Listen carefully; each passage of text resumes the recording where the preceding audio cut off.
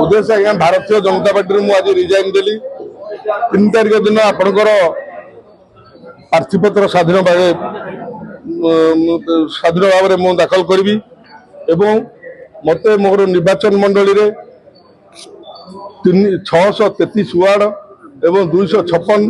Booth रे मत लोक मैंने जन आशीर्वाद करेंगे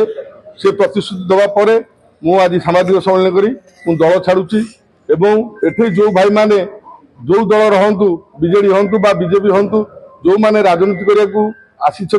माने आगुरी विधायक थे मुझे गाँ गहली में बुलिली 5 दिन है मो टिकेट माने 10-15 दिन है मो टिकेट न मिलला मु बुलिली ये जन आशीर्वाद केवल स्वाधीन प्रार्थी आलू खंडित्रा को जीव आपण मान निश्चित कैंडिडेट हंतु मुझे आज ठू मु दल छाड़ी काली भी मनमोहन भाई को जाइली जो प्रतिश्रुति देते मत से संतुष्ट जनक लगलानी मुझे आपण मान अनुरोध कर डाकी ये मो दल छाड़ुची आगामी दिन में मुद्दा को 2 जन ये बीजेडी दल अच्छा से आपण मैंने जानीते ये बीजेडी दल थे आंकर कौन किसी नतला ये राजनीति में माने पैसा कमी एवं घर द्वार सब से मु गोटे पिला गोटे चाषी घर पिला मत अधिक मोर संपत्ति ना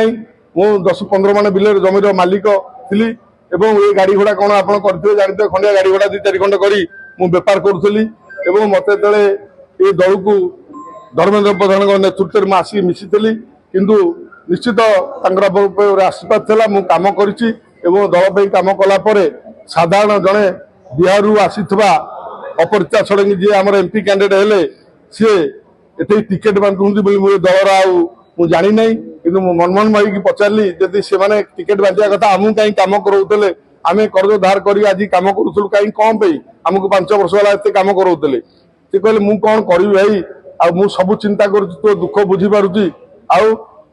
मत 2 दिन समय दो मुझे जो समय मागिले से संतुष्ट जनक समय न जदि मत प्रतिश्रुति देते मुझे 2 दिन 48 घंटा भर तुमको टिकेट पहुंचेदेवी ताले मुझे खुशी होता से आज मु बाध्य आपण मान को डाकी रिजाइन दौची स्वाधीन कैंडिडेट है किंतु गोटे कथा आज्ञा ये वीर माटी केबे भी हेले मु आज अपरिचित षडंग सकाशे मु आज मोर क्षति होती मु निश्चित जदि प्रकृत पाइक माटी जन्म होती मु निश्चित क्षति करी ही भोट देवी मु भोट न पाई पछे घरे घरे भिक्षा कानी देखई टाट खंडे मागी माने जदि भारतीय जनता पार्टी मोर बचे इच्छा था खोर्धारू विदाय देवी।